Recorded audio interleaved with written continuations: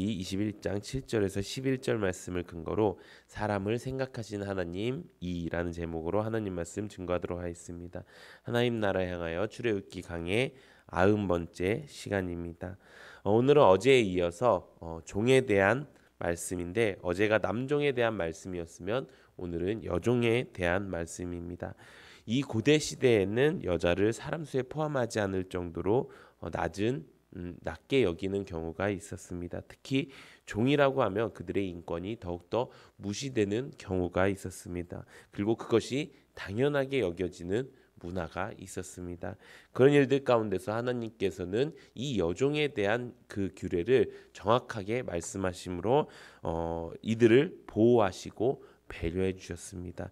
오늘 본문에 보면은 이 시대의 특징이 하나가 있습니다. 그것은 집이 경제적으로 어려워지게 되었을 때 이 종을 그 집의 딸을 다른 집의 종으로 보내는 것이었습니다. 어떻게 보면은 굉장히 잔인한 일이 되고, 어떻게 보면은 굉장히 비윤리적인 일이 될 수도 있습니다. 하지만 이것은 하나님께서 이 일들 가운데서 예전에는 이런 것들을 보호하거나 배려할 수 있는 법이 없었지만, 이제는 하나님의 사람이 되었고 이제는 하나님의 백성이 되었기 때문에 단 한 사람도 하나님의 백성다운 삶을 살지 못하게 하는 그 마음을 가지고 계셨기 때문에 이 법령을 하나님께서 제정해 주셨다는 것입니다. 그래서 이 말씀을 통해서 하나님이 우리를 얼마나 사랑하시는지, 또 하나님이 우리를 얼마나 생각하시는지 깨닫는, 또 그 은혜를 받는 은혜가 넘치기를 예수님의 이름으로 축원합니다.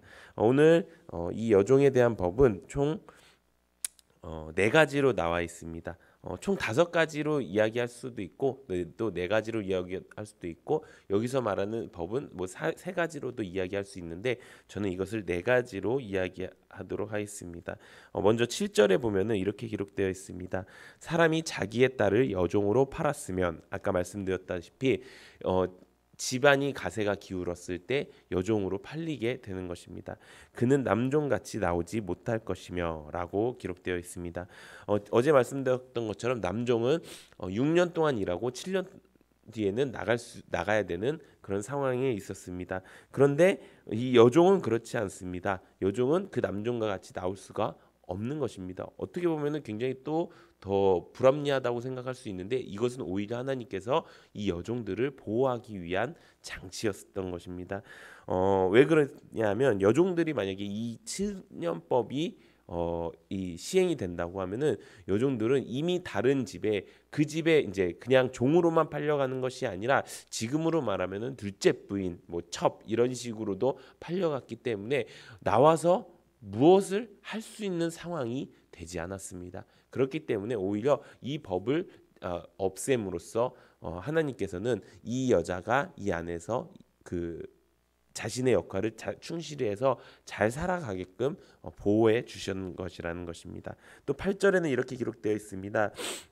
만일 상전이 그를 기뻐하지 아니하여 상관하지 아니하면 그를 속량하게 할 것이나, 상전이 그 여자를 속인 것이 되었으니 외국인에게는 팔지 못할 것이요. 상전이 마음에 들지 않으면은 집으로 돌려보낼 수도 있고요, 다른 집에 팔 수도 있습니다. 그런데 외국인에게만큼은 팔 수가 없습니다. 그 이유는 무엇일까요? 그것은 하나님의 법이 적용되지 않기 때문인 것입니다. 이 여종이 이제 이 상전의 마음에 들지 않을 경우에도 보호해 주시는 그 법령을 제정해 주신 것입니다. 만약에 이 종이 다른 곳으로 팔려간다 그러면은 이제 더 이상 보호할 수 있는 방법이 없는 거예요. 이 안에서 어떻게든 하나님의 그 보호하심 가운데, 그 소나기 가운데 있도록 하나님께서 만들어 주신 것이라는 것입니다. 또 9절에 보면은 이렇게 기록되어 있습니다. 만일 그를 자기 아들에게 주기로 하였으면 그를 딸같이 대우할 것이요. 이거는 다 나와 있죠. 상전의 여종을 아들에게 주면 어떻게 된다고요? 그 여종은 이제 여종이 아니라 딸과 같은 대우를 받을 수 있다라고 이야기합니다. 또 10절에 보면 만일 상전이 다른 여자에게 장가들지라도 그 여자의 음식과 의복과 동침하는 것은 끊지 말 것이요. 이제 제가 아까 말씀드렸던 것처럼 둘째 부인 이렇게 되더라도 상태에서 이제 상전이 또 다른 여자에게 장가갈지라도 이 여자의 그 권리를 빼앗지 않는다라고 하는 법령입니다. 그리고 마지막으로 11절에 보면은 그가 이 세 가지를 시행하지 아니하면 여자는 속전을 내지 않고 거저 나가게 할 것이다라고 기록되어 있습니다. 만일 상전이 이 세 가지의 법을 제대로 이행하지 않을 경우 속전 빚을 내지 않고 자유의 몸이 될 수 있다는 것입니다. 아까는 나가지 말라고 했잖아요. 근데 여기서 말하는 이 자유의 몸은 뭐냐면 이거예요. 이 여자가 이 상전과 이혼한 것처럼 되는 거예요. 그래서 그 여자는 새로운 삶을 살 수가 있는 거예요. 새로운 사람을 만나서 새로운 가정을 꾸릴 수가 있는 그런 상황이 되는 것입니다. 이처럼 하나님께서는요, 이 여종에 대한 이 법규 굉장히 어쩌면 민감할 수도 있고 굉장히 어쩌면은 이 시대에 파격적인 내용일 수 있습니다. 그럼에도 불구하고 하나님께서는 굉장히 구체적이고 세세하게 만드셨다는 것입니다.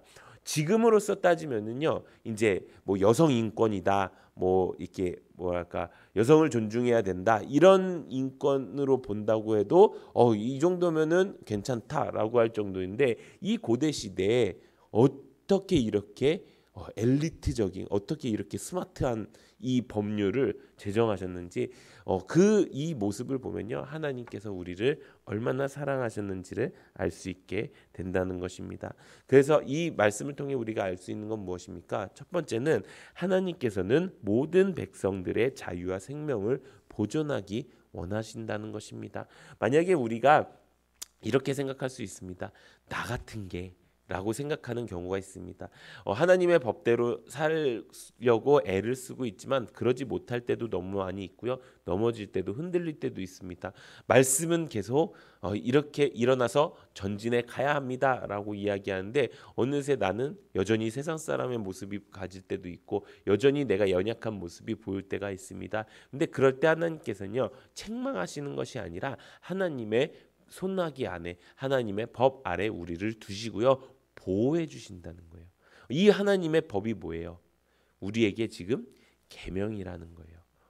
이 하나님께서 계명을 주신 이유가 뭐예요? 우리를 보호하시기 위해서 주신 거예요.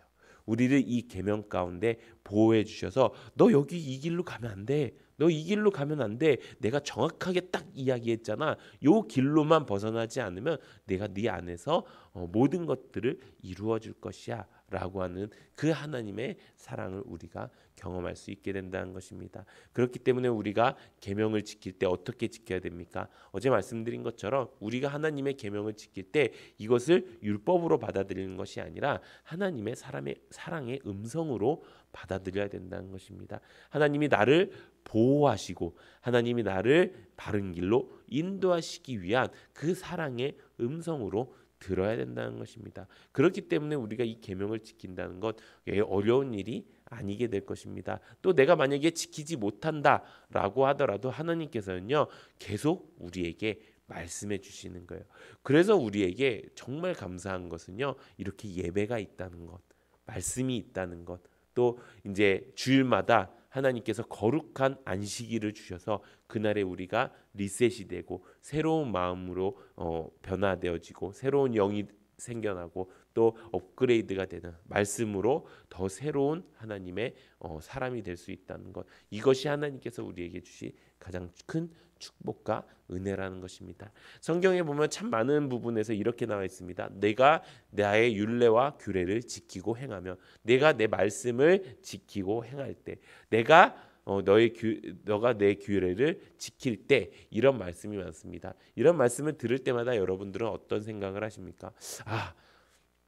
하나님의 말씀은 어렵고 힘들지만 내가 지키고 살아야지라는 생각이 드십니까?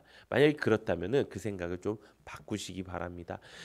성경에서 나오는 그가 그 율례를 지켰을 때, 그 법도를 지켰을 때, 너희가 그 말씀을 지킬 때 이렇게 될 것이다라고 하는 그 모든 것은요 정말 하나님의 뜨거운 사랑의 표현이라는 것입니다. 그것이야말로 우리가 하나님의 백성이라는 증거가 되고요. 그것이야말로 하나님께서 우리를 붙들고 계신다는 증거가 되는 줄로 믿습니다. 로마서 5장 8절에 이렇게 기록되어 있습니다. 우리가 아직 죄인 되었을 때 그리스도께서 우리를 위하여 죽으심으로 하나님께서 우리에 대한 자기의 사랑을 확증하셨느니라. 이 말씀을 깊게 묵상하면요 이렇습니다. 우리가 죄인 되었을 때 우리는 우리의 힘으로 죄인에서 벗어날 수가 없죠. 어떻게 보면 종보다 더 못한 존재예요. 종은요 죄를 짓진 않았어요. 그가 빚을 지긴 했었어요. 그리고 종은요 그 빚을 자기가 해결할 수 있는 방법이 있었어요. 근데 죄인은 어때요? 죄인은 자신이 그 죄를 해결할 수 있는 방법이 전혀 없는 존재예요. 근데 그런 존재를 위해서 어떻게 하셨다고요? 하나님께서 단 하나의 뿐인 독생자 예수 그리스도를 우리 가운데 보내주시고 완전한 인간이 되시고 완전한 신이 되신 그 하나님 예수님께서 우리를 위하여 우리의 죄값 때문에 십자가에 못 박혀 돌아가심으로 어떻게 하셨다고요? 자기의 사랑을 확증해 주셨다고 말씀하고 있는 것입니다. 어떻게 보면은 이 종의 모습보다 더 낮은 나의 모습인데도 불구하고 그런 나를 사랑해 주시는 하나님을 우리가 경험하게 됩니다. 그런 모습들 가운데 우리가 이제부터는 하나님 내가 이 하나님의 법도를 하나님의 계명을 하나님의 율례를 내가 온전히 지키면서 살겠습니다. 그리고 이것이 하나님의 사랑임을 내가 깨닫겠습니다. 그런 은혜로 살아갈 수 있는 우리 모든 성도님들 되시기를 예수님의 이름으로 축원합니다. 이 시간